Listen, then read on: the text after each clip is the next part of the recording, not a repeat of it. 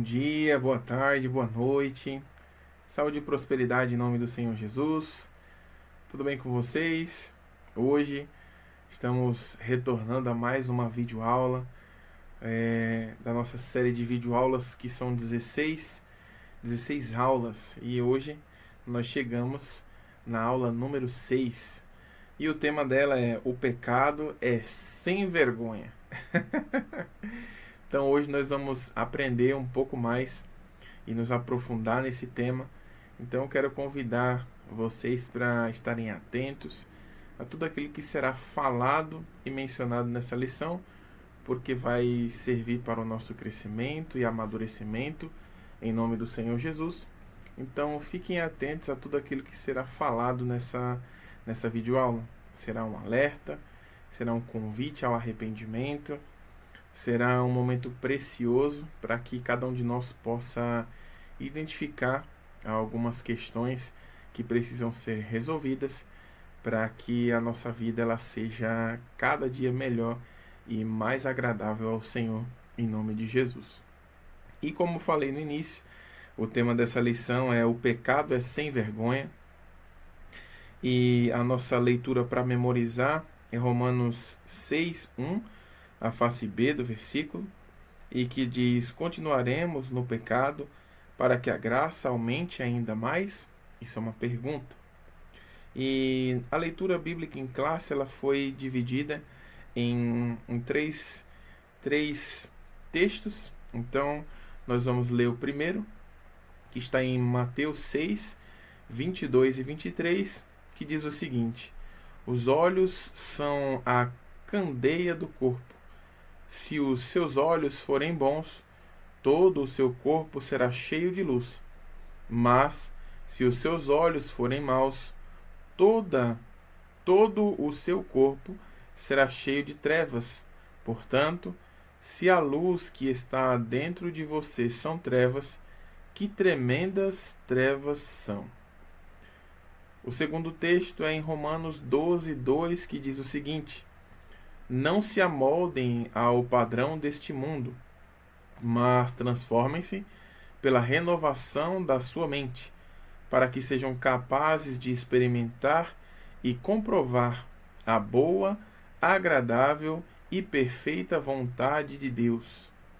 E o terceiro texto está em 1 João, capítulo 1, versículo 8 e 9, que diz o seguinte: se afirmamos que estamos sem pecado, enganamos a nós mesmos, e a verdade não está em nós. Se confessarmos os nossos pecados, Ele é fiel e justo para perdoar os nossos pecados e nos purificar de toda injustiça. Então, nós vamos dar sequência e lermos a introdução e falar um pouco sobre esses 3 versículos que nós lemos, esses 3 textos que nós lemos, na verdade, e discutir um pouco sobre ele, discorrer a respeito, em nome do Senhor Jesus. E a introdução, ela diz o seguinte: imagine um prisioneiro que passou anos atrás das grades e, ao ser liberto, decide voltar para a prisão voluntariamente. Isso parece absurdo, não é? Isso é uma pergunta. Contudo, é assim que muitos cristãos vivem quando, mesmo libertos pela graça de Deus, continuam presos ao pecado.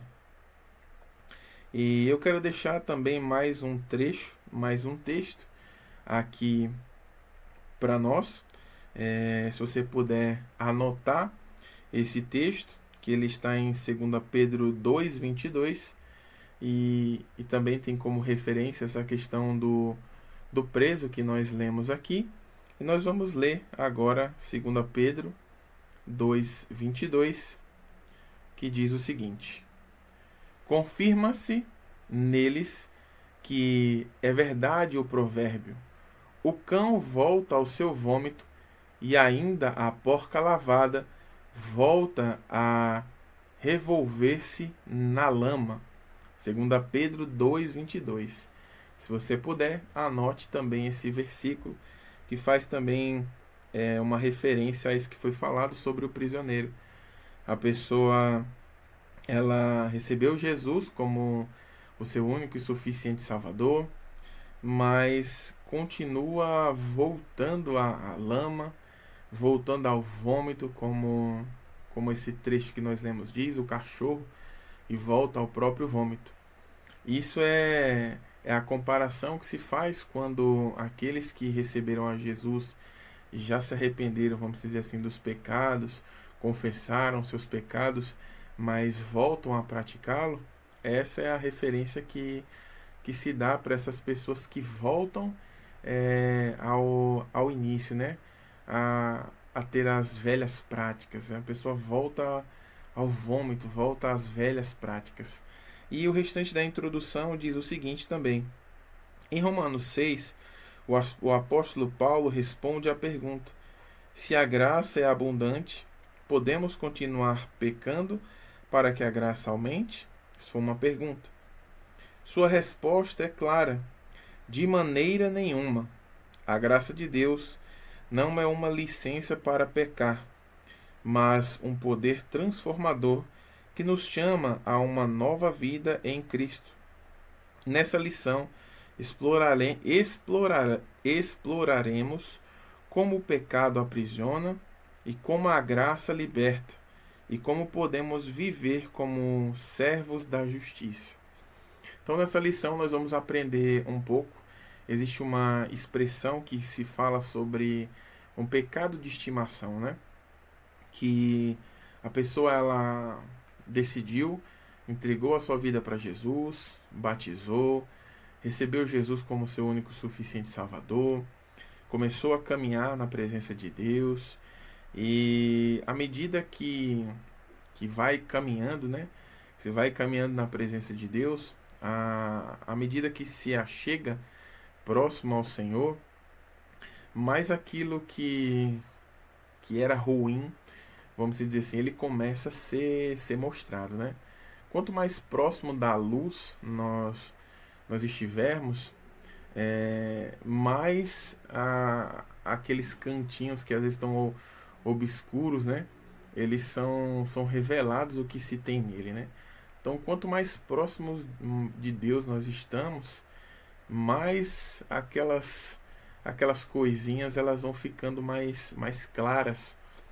E é o Senhor nos mostrando para que nós possamos nos desfazer daquilo, né? Para que a nossa vida ela seja uma vida excelente na presença de Deus. Para que a casa, né, que somos nós, que é morada do Espírito Santo, possa ser uma casa limpinha, uma casa cheirosinha. O Senhor entra quando Ele faz morada na nossa vida, né? Quando nós abrimos a porta do nosso coração para Ele entrar nas nossas vidas, vamos dizer assim, Ele acende a luz na casa, começa a nos mostrar aquilo que nós precisamos melhorar, quais são os princípios que um dia, por não conhecer os princípios divinos, a gente acabou ferindo esses princípios e nos mostrando para que a gente possa melhorar como pessoa. E à medida também que nós vamos permitindo, e a intimidade com Ele, né, fala sobre, vamos dizer assim, os outros cômodos da nossa casa, vamos dizer assim, que são a nossa vida. À medida que nós temos intimidade, o Senhor ele vai entrando nos outros cômodos da casa, até chegar no lugar mais íntimo da nossa casa, que é o nosso quarto. E eu digo isso às vezes porque é lá que se esconde algumas coisas que nós não queremos revelar, ou por desconfiança, aquilo fica guardado dentro de um armário. E à medida que nós vamos nos aproximando do Senhor, tendo intimidade com Ele, Ele vai nos mostrando aquilo que precisa ser lançado fora da nossa vida. E é um papel que cabe a nós. Pegar um saco de lixo e começar a colocar tudo aquilo que não presta e jogar fora. E o que eu estou falando não tem nada a ver com limpeza da casa, mas a limpeza da nossa vida, para que ela se torne mais leve. Porque às vezes a gente tem levado e carregado coisas que não são nossas. E à medida que o Senhor ele vai nos mostrando, é o nosso papel lançar fora essas coisas que já não fazem mais parte da nossa vida. Então, aquele pecado de estimação ele precisa ser deixado de lado para que sim haja uma nova vida com o Senhor e que a gente não esteja nessa expressão, né? O Senhor nos lavou e a gente volta para a lama. Então fica esse primeiro pensamento para que cada um de nós possa refletir sobre isso, em nome de Jesus. Então, nós vamos dar sequência e nós iremos para o trecho número 1 e nós iremos discorrer um pouco sobre isso. E como eu falei no início, nós iremos aprender muito com essa lição, em nome do Senhor Jesus. E o trecho número 1, ele diz o seguinte: o pecado é uma escravidão mortal. Em Romanos 6,16 diz o seguinte: vocês são escravos daquele a quem obedecem, seja do pecado que leva à morte ou da obediência que leva à justiça. O pecado não é apenas um erro ou uma falha. É uma força que escraviza e conduz à morte. Essa escravidão é mortal, porque separa o ser humano de Deus, a fonte de toda a vida. No entanto, a boa notícia é que Cristo veio para nos libertar dessa condição desesperadora, nos oferecendo a graça que transforma e nos capacita a viver em liberdade e justiça. Essa verdade deve nos levar a refletir sobre a seriedade do pecado e o poder redentor da graça de Deus. E o 1.1 diz o seguinte: o engano do pecado. Em Romanos 6,23, a face A do versículo diz o seguinte: pois o salário do pecado é a morte. O pecado sempre promete prazer e liberdade, mas entrega destruição e escravidão. Ele é enganoso porque mascara suas consequências. Em Gênesis 3, a serpente enganou Eva, fazendo o pecado parecer desejável, mas o resultado foi a separação de Deus. Gênesis 3:23. Por isso o Senhor Deus o lançou fora do jardim do Éden. 1.2 Escravos do pecado. Vocês são servos daquele a quem obedecem, seja o pecado que leva à morte. Romanos 6,16. Quando nos rendemos ao pecado, ele assume controle sobre nossas vidas. Isso pode se manifestar em vícios, maus hábitos ou pensamentos destrutivos. No entanto, Cristo veio para nos libertar dessa escravidão. Graças a Deus, né? Em João 8,36 diz o seguinte: se, pois, o Filho os liberta, vocês serão verdadeiramente livres. Então, um dos versículos também que o evangelista Arley ele sempre menciona é que se conhecermos a verdade ela vai nos libertar. Então, à medida que nós conhecemos mais a Jesus, a palavra de Deus, e permitimos que o Espírito Santo ele nos conduza, à medida que nós nos aproximamos mais do Senhor, a gente vai entendendo que alguns princípios que nós tínhamos e defendíamos estavam nos levando à perdição, né? A prisão, né, do pecado, que foi o que nós lemos aqui nesse primeiro trecho, que nada mais é que uma escravidão. O pecado ele faz com que as pessoas sejam escravas dele. Às vezes, não sei se vocês já ouviram, mas alguns podem ter ouvido, né? Alguns que eram conhecidos e colegas nossos, né? Quando nós contamos que entregamos a nossa vida para Jesus, que agora nós somos uma nova pessoa e que estamos indo à igreja, estamos fazendo parte, né, de uma igreja, que somos membros de uma igreja. Essas pessoas, às vezes, o pensamento que elas têm é de que nós que somos os prisioneiros e nós que somos os escravos, né? Porque o pensamento é de que nós estamos ali por uma religião. Mas, assim como muitos de nós pensávamos, né? Que entregamos a vida para Jesus para termos uma religião. Mas que não tem nada a ver com isso. Uma vida na presença de Deus, ela é muito mais do que uma religião. O Senhor não nos chama para sermos religiosos, né? Mas é um convite para sermos filhos de Deus.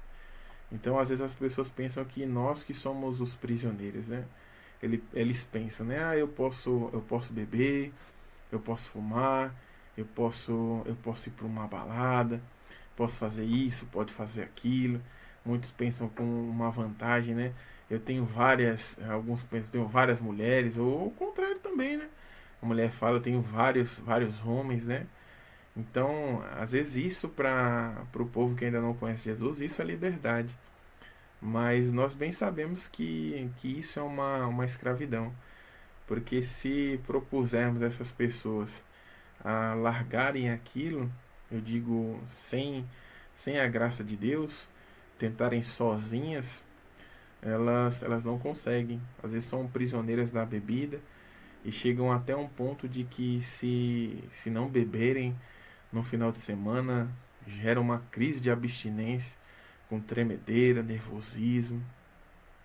Pessoa que fuma também, tenta parar de fumar sozinha, a pessoa fica numa tremedeira, numa raiva, desconta até no cachorro quando chega em casa. E porque não teve o auxílio, né? Não teve a transformação que vem através do poder do Senhor, né? Da libertação que o Senhor Jesus nos concede. É um testemunho que o meu pastor ele sempre conta nas reuniões, não só reuniões de libertação, é que antes ele fumava bastante, né? Fumava vários maços de cigarro por dia, e quando ele decidiu batizar, que ele desceu as águas, ele já, vamos dizer assim, voltou, né? Uma nova pessoa. E ele conta que desde o batismo ele não sentiu mais nenhuma vontade de fumar.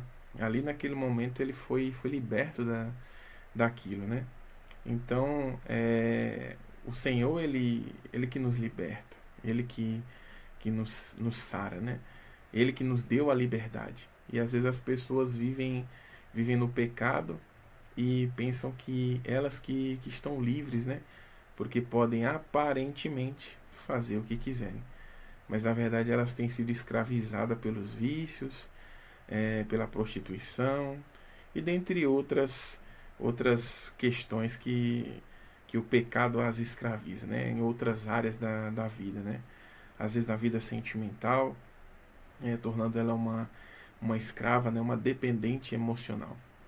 Então o Senhor ele nos traz a libertação. E quanto mais próximos dele nós estivermos, mais ele vai nos mostrando aquilo que precisamos melhorar, em nome de Jesus. E 1.3 ele diz o seguinte: a morte espiritual. Efésios 2:1. Vocês estavam mortos em suas transgressões e pecados. O pecado não apenas nos afeta externamente, mas também impacta profundamente nosso espírito. Nos separa de Deus. A morte espiritual é um estado de desconexão da fonte da vida eterna, da fonte de toda a vida, me perdoe, que é Deus. Sem Cristo, estamos espiritualmente mortos, incapazes de agradar a Deus ou de viver de acordo com o seu propósito eterno. Em Romanos 6:23, Paulo declara: porque o salário do pecado é a morte, mas o dom gratuito de Deus é a vida eterna em Cristo Jesus, nosso Senhor. Essa morte não é apenas física, mas também eterna. uma existência separada de Deus, marcada por vazio e desespero. Além disso, Efésios 4,18 descreve esse estado: obscurecidos no entendimento e separados da vida de Deus por causa da ignorância em que estão, devido ao endurecimento do coração. Essa ignorância espiritual nos leva a escolhas que aprofundam nossa alienação de Deus, tornando-nos insensíveis ao seu amor e propósito. A boa notícia, porém, é que Cristo veio para quebrar as correntes dessa morte espiritual. Em João 5,24 diz o seguinte: na verdade vos digo que quem ouve a minha palavra e crê naquele que me enviou, tem a vida eterna e não entrará em condenação, mas passou da morte para a vida. A obra de Cristo na cruz nos reconecta a Deus e restaura nosso propósito, oferecendo-nos não apenas a vida eterna, mas também uma nova vida cheia de significado aqui e agora. Portanto, a morte espiritual não é o fim da história. Pela graça de Deus, podemos experimentar a ressurreição espiritual e viver na plenitude daquilo que fomos criados para ser filhos e filhas reconciliados com o Pai, vivendo em comunhão com Ele. Então, o ministério de Jesus é um ministério de reconciliação.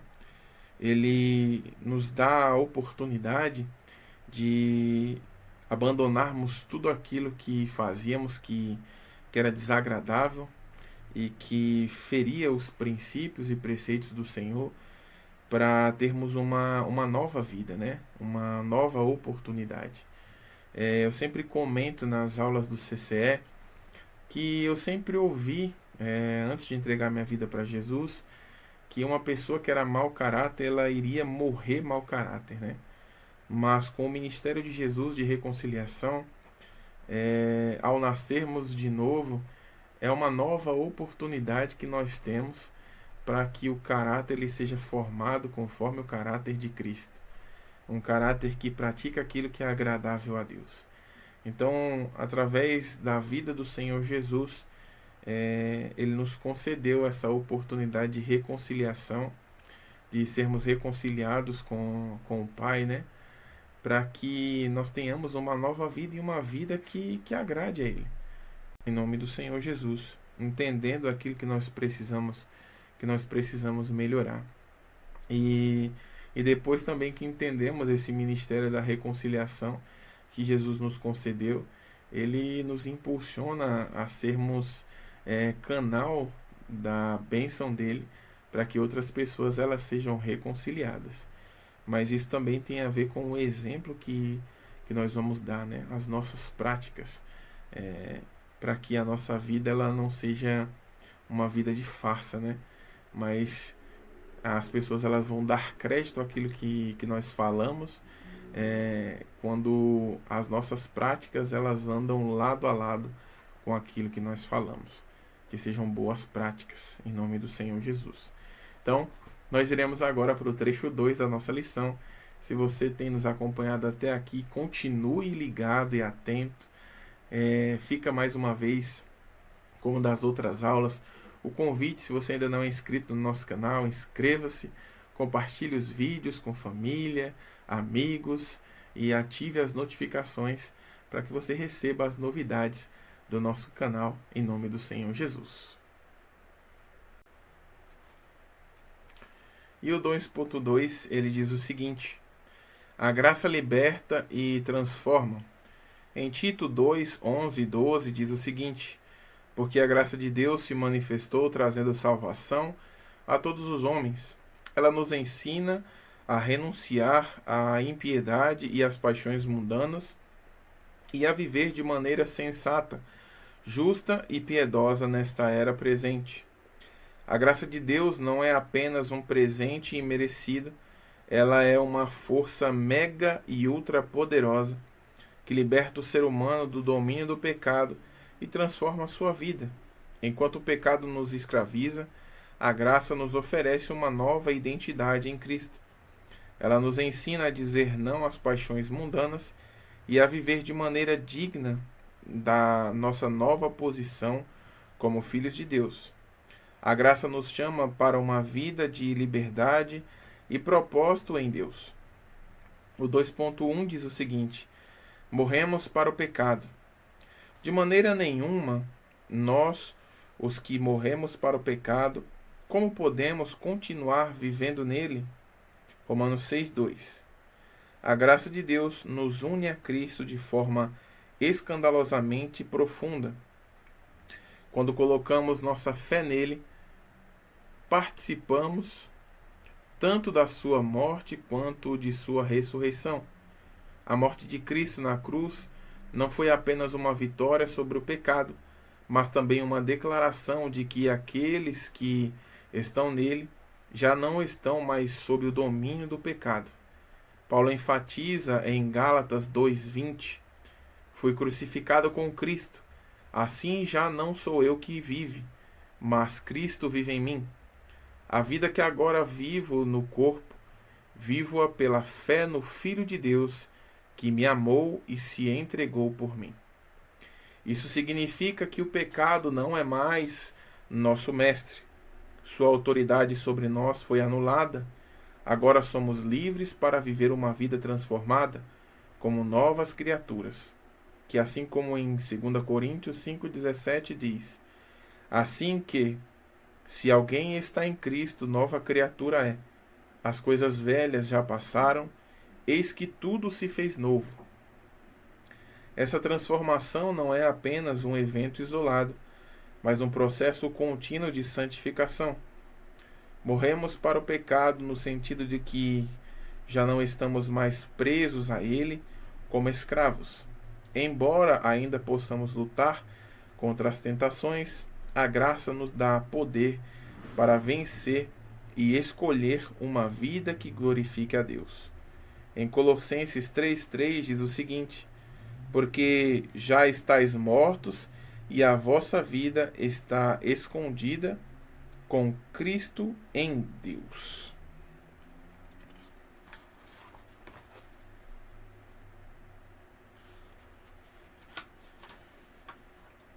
Ao entendermos que morremos para o pecado, somos desafiados a viver essa nova realidade.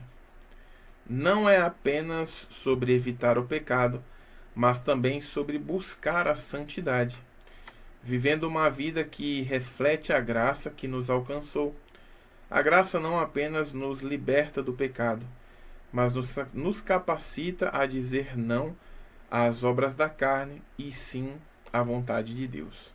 E vamos parar um pouco nessa parte aqui, que quando fala sobre dizer não às obras da carne,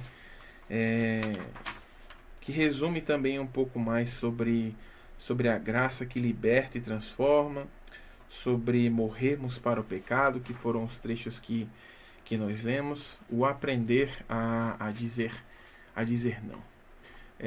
Uma das coisas que eu sempre comento em alguns momentos, seja na célula, seja nos CCEs, né, que são os cursos de crescimento espiritual, nas aulas, eu digo, sobre as pressões que acontecem, né, nos ambientes fora da igreja, no ambiente familiar, no ambiente escolar, para aqueles que ainda estudam, faculdade, no ambiente de trabalho, no ambiente das amizades, né? Em todos esses ambientes existe uma pressão externa para que as velhas práticas elas voltem a ser praticadas, né? Para que o velho homem ele ressurja e tome o controle das nossas vidas. A família, né? Às vezes você foi a primeira pessoa que entregou a sua vida para Jesus e você tinha um costume, às vezes, de ser uma pessoa que xingava, bebia, farreava, uma pessoa que que vivia uma vida promíscua, né? E quando o Senhor transformou a sua vida, às vezes o familiar ele às vezes testa, né? Para ver se você irá retornar aquilo, né? Às vezes com algum tipo de argumentação, às vezes em alguma festa familiar, né? Você talvez fosse uma pessoa que acabava bebendo muito, né? E chegar nessas festas, às vezes algum parente seu fala, o pastor não tá aqui não, toma um negocinho aqui. Às vezes também você que, não só para os jovens, né? Mas às vezes os jovens na escola, porque às vezes veem algum amiguinho, amiguinho, eu tô ficando velho mesmo. Às vezes vê algum amigo com uma namorada, vê os colegas, né, de escola com alguma namorada. Às vezes os colegas colocam uma pressão, e às vezes podem armar até alguma situação para tentar empurrar uma situação, né, para algum jovem. E existe essa pressão. Mas quando nós entendemos, né, que o Senhor ele nos deu o controle para que a gente não ceda à pressão e ceda ao pecado, né? A gente entende que a nossa posição, o nosso posicionamento como filho, ele precisa ser firme. As nossas atitudes, o nosso falar é sim, sim e não, não. Até para que as pessoas elas nos respeitem como filhos, né? Elas entendam, né? Porque as nossas atitudes elas precisam, as nossas palavras, na verdade, elas precisam caminhar com as nossas atitudes. As pessoas elas só vão entender se nós nos posicionarmos como filhos de verdade, em que nesses momentos a gente se posiciona e não. A gente não precisa, vamos dizer assim, provar para essas pessoas que nós não somos escravos, né, de uma religião, né? Mas as nossas atitudes, vamos dizer assim, elas que vão testemunhar ao nosso favor.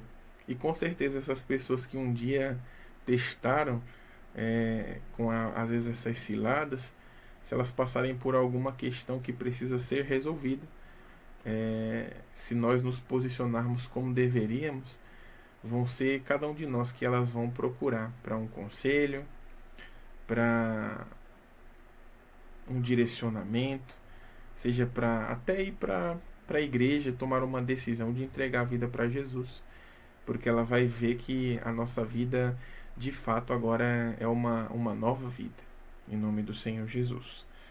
E o 2.2 ele diz o seguinte: um novo começo em Cristo. Romanos 6,4 diz o seguinte: fomos, pois, sepultados com ele na morte pelo batismo, para que, como Cristo foi ressuscitado, vivamos uma nova vida.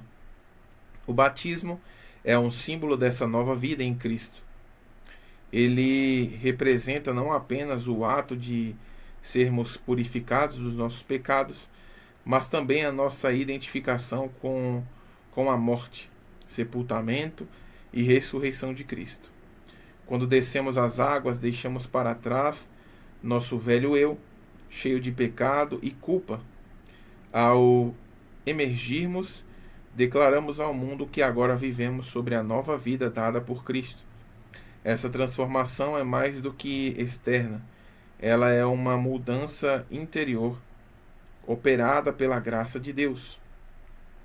Em Efésios 4, do 22 ao 24, diz o seguinte: que quanto ao trato passado, vós despojais do velho homem, que se corrompe pelas concupiscências do engano, e vos renoveis no espírito da vossa mente, e vos revistais do novo homem, que segundo Deus é criado em verdadeira justiça e santidade.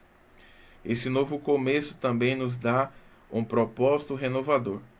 Antes vivíamos para nós mesmos, buscando nossos próprios desejos. Agora vivemos para glorificar a Deus e servir aos outros. Gálatas 6,15 diz o seguinte: porque em Cristo Jesus nem a circuncisão, nem a incircuncisão tem virtude alguma, mas o ser nova criatura. A graça de Deus não apenas nos perdoa, mas também nos capacita a viver uma vida diferente, uma vida marcada pela vitória sobre o pecado e pela busca por santidade. É um chamado a viver conforme o plano original de Deus, como seus filhos amados e regenerados. O 2.3 ele diz o seguinte: poder para vencer. Romanos 6,14 diz o seguinte: porque o pecado não terá domínio sobre vós, pois não estáis debaixo da lei, mas da graça. A graça de Deus nos dá poder para vencer o pecado, algo que seria impossível em nossas próprias forças. Sobre a lei, éramos constantemente condenados porque não podíamos cumprir suas exigências. Mas a graça nos liberta desse ciclo de culpa e condenação, oferecendo-nos força por meio do Espírito Santo para viver a obediência. Essa graça não é uma licença para pecar, mas um recurso divino para resistir às tentações e viver em vitória. 1 Coríntios 10,13 diz o seguinte: não veio sobre vós tentação, senão humana, mas fiel é Deus, que não vos deixará tentar acima do que podeis, antes com a tentação dará também o escape, para que o possais suportar. O Espírito Santo que habita em nós nos equipa para viver uma vida que agrada a Deus. Em Gálatas 5,16, Paulo encoraja: vivam pelo Espírito, e de modo nenhum satisfarão os desejos da carne. Esse é o poder transformador da graça. Ela nos capacita a vencer aquilo que antes nos escravizava, permitindo-nos viver como filhos livres e obedientes a Deus. Então, à medida que nós vamos entendendo essa escandalosa graça que nos foi concedida, né, esse favor que não merecíamos, a gente começa a refletir sobre as nossas práticas, né? Aquilo que nós estamos fazendo, a nossa forma de agir, de pensar, seja na nossa família. A nossa família é o primeiro ministério que o Senhor ele nos concedeu. Como tem sido, né? As nossas atitudes dentro da nossa casa, com a nossa família. Que às vezes a gente fala sobre o pecado e as pessoas às vezes pensam, prostituição, beber, sair, matar, roubar. Às vezes a maioria pensa nesses, usa até a expressão, esse pecado cabeludo, né?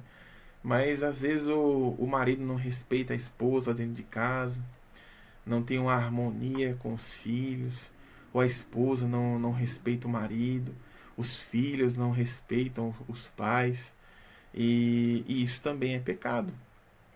E às vezes é esse o ambiente que já precisa ser transformado, a partir de uma atitude também nossa, reconhecendo a graça de Deus, reconhecendo o perdão do Senhor, aquilo que Ele nos concedeu, né?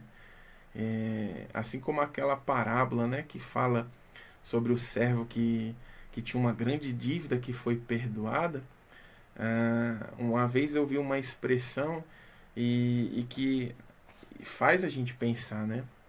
Se o seu pastor fosse na sua casa e aí você servisse lá um suco de laranja, né? Aqueles que mancha pouco, né? Aí na sua mesa, o suco de uva, na verdade, desculpa, aquele que mancha pouco.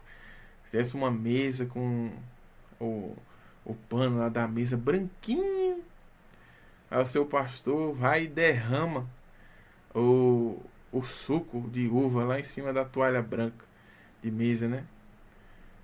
Aí a primeira reação que às vezes você tem é: não, pode ficar tranquilo, a gente lava, a gente faz alguma coisa aqui, assim.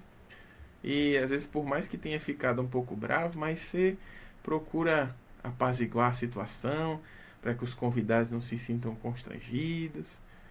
Agora, se fosse um filho seu, já ia soltar os cachorros na criança. Coitado, às vezes o marido também derrama alguma coisa, já solta os cachorros. Às vezes pode ser o contrário também, às vezes a esposa sem querer derruba alguma coisa. Tá vendo? Aí já começa aquela confusão. Às vezes para os de fora, a gente procura honrar mais aqueles que não fazem parte, vamos dizer assim, do nosso dia a dia. Não que eu estou dizendo que não devo honrar o pastor, não é isso não, né? Só foi um exemplo. Mas às vezes a gente quer honrar mais aqueles que estão fora do que os que estão dentro da nossa casa. Isso é preocupante. Precisa-se ter é, um alinhamento sobre isso. O cuidar da família. Para que não se perca nesse meio. Quando a gente reconhece a graça de Deus, até o tratar da nossa família, ele passa a ser diferente. A nossa comunhão dentro de casa. Para que haja de fato a paz do Senhor no nosso lar. Para que a presença do Senhor ela reine no nosso lar. Então, fica também esse trecho para que cada um de nós pense sobre aquilo que nós temos feito, né? Em nome do Senhor Jesus. Então, nós estamos próximos ao fim dessa lição. Continue atento. Nós iremos agora para o ponto 3 da nossa lição, em nome de Jesus. E o ponto 3 diz o seguinte: viva como servo da justiça. João 12, 26 diz o seguinte: se alguém me serve, siga-me, e onde eu estou, ali estará também o meu servo. E se alguém me servir, meu Pai o honrará. A graça de Deus não nos liberta apenas da condenação do pecado, mas nos chama para uma nova vida de obediência e propósito. Isso significa que, ao experimentar a libertação em Cristo, nossa vida deixa de ser guiada por desejos egoístas e passa a refletir os valores do reino de Deus. Viver como servo da justiça é abraçar a identidade que recebemos em Cristo. Não somos mais escravos do pecado, mas agora servimos a Deus com o coração transformado. Esse chamado não é um fardo, mas um privilégio, porque a verdadeira liberdade está em viver para aquele que nos criou e nos resgatou. Será que nossas escolhas revelam a justiça que Cristo nos concedeu? Ou ainda estamos presos a padrões antigos? Como servos da justiça, somos chamados a ser luz neste mundo, vivendo de forma que glorifique a Deus em tudo o que fazemos. Mateus 5,16 diz o seguinte: assim resplandeça a vossa luz diante dos homens, para que vejam as vossas boas obras e glorifiquem o vosso Pai que está no céu. O 3.1 diz o seguinte: libertos para servir. Romanos 6,22 diz o seguinte: agora, porém, libertos do pecado e feitos servos de Deus. A liberdade que recebemos pela graça não é uma permissão para vivermos de forma desordenada, mas um chamado para nos tornarmos servos de Deus. Antes éramos escravos do pecado, incapazes de escolher o que é certo, mas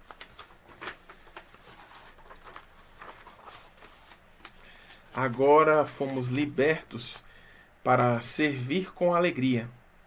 Esse serviço não é um peso, mas uma resposta amorosa àquele que nos salvou. João 8,36 diz o seguinte: se, pois, o Filho vos liberta, verdadeiramente sereis livres. Essa liberdade nos permite viver para a glória de Deus e refletir seu amor ao mundo. Paulo também nos lembra que nossa entrega a Deus deve ser total. Romanos 6,13 diz o seguinte: ofereçam-se a Deus como quem voltou da morte para a vida, e ofereçam os membros do seu corpo a Ele como instrumentos de justiça. Servir a Deus é um ato de adoração que abrange todos os aspectos da nossa vida. E um fruto de santidade. Romanos 6, 22, a face B diz o seguinte: tendes a vós fruto para a santificação e por fim a vida eterna. A graça que nos salva também nos transforma. O resultado de viver como servos de Deus é a produção de frutos que demonstram santidade. Esses frutos não são apenas mudanças externas, mas evidências internas de uma vida rendida a Cristo. Os frutos são o reflexo da obra do Espírito Santo em nós. Eles apontam para uma transformação genuína que não apenas glorifica a Deus, mas também atrai outros ao Evangelho. Gálatas 5:22 diz o seguinte: mas o fruto do Espírito é amor, gozo, paz, longanimidade, benignidade, bondade, fé, mansidão e temperança. Jesus nos ensinou em João 15:8: meu Pai é glorificado pelo fato de vocês darem muito fruto, e assim serão meus discípulos. A santidade não é apenas uma expectativa, mas uma realidade, um sinal de que pertencemos a Deus e estamos sendo moldados por Ele. Uma escolha diária. Romanos 6,13. Apresentai os vossos membros como um instrumento de justiça. A vida sob a graça é marcada por decisões constantes. A cada dia enfrentamos escolhas entre seguir os caminhos de Deus ou os desejos da carne. Essa batalha é real, mas a graça nos capacita a escolher a justiça. Em Josué 24:15 diz: somos lembrados da necessidade de decisão, na verdade. E aí está escrito: escolham hoje a quem irão servir. Rendermos-nos à justiça de Deus não é um ato único, mas uma prática diária de submissão à sua vontade. Cada escolha de viver para a justiça é uma demonstração de nossa nova identidade em Cristo e uma declaração de que pertencemos a Ele. Colossenses 3:2 diz o seguinte: pensai nas coisas que são de cima e não nas que são da terra.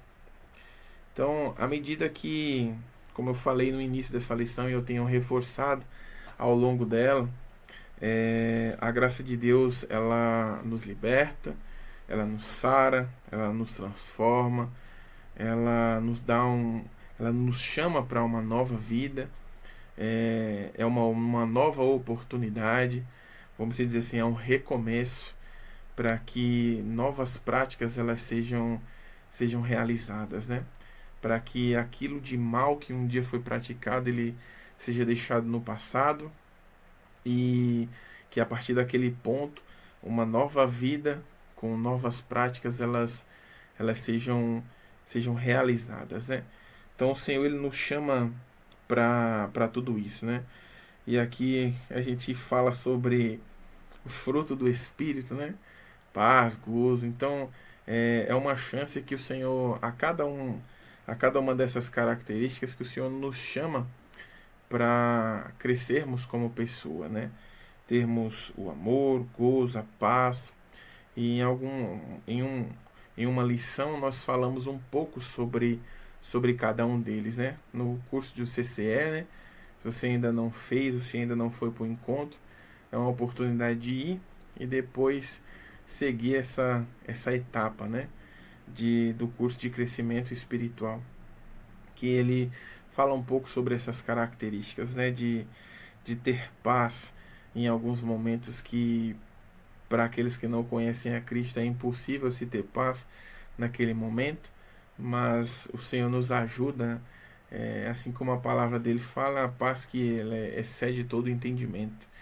Quando nós sabemos que o Senhor ele está no nosso barco, é Ele que nos ajuda a vencer a tempestade. Então, além dessa segurança de que a nossa vida ela foi restaurada e transformada, também existe um convite para que nós sejamos canal de bênção para outras pessoas. Nós sejamos o ponto de contato, seja na nossa família, no nosso local de trabalho, onde nós estudamos, a nossa vizinhança. Ali nós seremos a referência de um povo de Deus que vai fazer a diferença, né? Que vai se tornar, né, a igreja, aquela que o Senhor fala que as portas do inferno elas não vão prevalecer. Então, fica essa última reflexão dessa lição. Nós vamos ler a conclusão para finalizarmos mais uma lição e que eu creio que teve um entendimento e um ensinamento para o nosso crescimento em nome de Jesus. E a conclusão ela diz o seguinte: viver como servos da justiça não é fácil, mas é possível pela graça que nos sustenta e nos capacita a cada passo. A graça de Deus é verdadeiramente escandalosa porque nos encontra em nosso pior estado, nos liberta e nos transforma em servos de justiça. No entanto, ela também exige uma resposta. Não podemos brincar com o pecado ou usá-lo como desculpa para uma vida de desobediência. Pergunte-se: estou vivendo como alguém morto para o pecado e vivo para Deus? Isso é uma pergunta. Tenho permitido que a graça de Deus me transforme a cada dia? Outra pergunta. Como posso demonstrar frutos de santidade em minha vida? Outra pergunta. Que possamos viver plenamente sobre a graça, rejeitando o pecado sem vergonha e abraçando a vida nova que Cristo conquistou para nós. Agora é a sua vez de agir. Fala assim comigo: agora é a minha vez de agir. Eu creio que você falou aí onde você estava. Então, fica essa última, agora sim, a última reflexão sobre essa lição que o Senhor nos chamou, né, e passo a passo nós caminharmos para cada dia estarmos segundo a vontade do Senhor para as nossas vidas, seguindo e cumprindo o propósito que Ele tem para cada um de nós. Uma expressão que a minha irmã ela sempre usa, que é o evangelista Yara, que o Senhor ele nos criou para um propósito e de propósito. Então, cada um de nós tem um propósito que foi definido pelo Senhor para que a gente cumpra com excelência. E graças a Deus pela sua graça, né? Nos libertou, nos sarou, nos curou, tem nos orientado, nos direcionado, o Espírito Santo tem nos abençoado. Então, aquilo que o Senhor nos concedeu e onde Ele nos colocou, ali nós seremos referência para aquele povo que estará ali. E entendendo que nós já não somos mais escravos do pecado, mas que a nossa vida ela é uma nova vida. E que as nossas atitudes elas vão demonstrar que verdadeiramente nós assumimos essa posição de filho que o Senhor Jesus ele nos concedeu e nos deu o direito de ter, né? Assim como quando o recebemos, em nome do Senhor Jesus. Eu quero te convidar a orar nesse momento. Se tem algum pecado que precisa ser confessado, eu quero te impulsionar a confessar esse pecado ao Senhor e a conversar com a quem é de direito. Eu digo que a quem é de direito é a sua liderança, para que eles também possam impor as mãos sobre você, orar, aconselhar, para que você não seja mais um escravo desse pecado que talvez tenha te aprisionado há muito tempo. Então fica o convite também, esse incentivo, na verdade, para que esse pecado de estimação ele seja deixado de lado, para que a sua vida ela seja plena na presença do Senhor, em nome do Senhor Jesus. Então vamos orar. Senhor, neste momento eu quero te agradecer, Pai, por esse momento tão precioso aqui na tua presença. Meu Deus, nós bem sabemos que o Senhor nos libertou, o Senhor Jesus levou sobre si todas as nossas transgressões. Ele se fez maldito em nosso lugar para que hoje nós tivéssemos uma vida e uma vida em abundância na tua presença. Pai, o Senhor nos trouxe clareza, meu Deus, e nos mostrou aquilo que feria os princípios e preceitos do Senhor, para que nós tomássemos uma decisão de abandonar as velhas práticas e de fazer aquilo que é agradável ao Senhor. A tua palavra diz, meu Pai, que o Senhor sonda o nosso coração e prova os nossos pensamentos. Meu Pai, se ainda em nós há pensamentos que não são agradáveis ao Senhor, que a nossa mente ela seja limpa com o precioso sangue de Jesus.